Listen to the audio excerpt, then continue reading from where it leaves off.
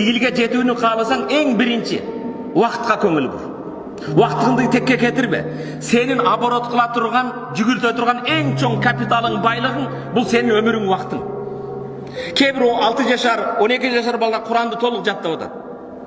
Жанында 60 жашка кирген адам 3 сүрөнү билбейт. Эмне үчүн? Беркиде 24 сааты бар, сенде 24 саатың жокпу? Бул убакыттан пайдаланып атат. Кээ бирлер көп ийгиликке жетип атат.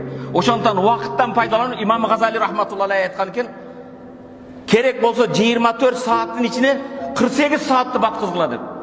Мүмкүн белсе ооба мүмкүн дейт. Мен дейт Имам Газали рахматуллахи алейхи, убакыттын ичинде Аллах Тааладан убакытка береке сурадым дейт.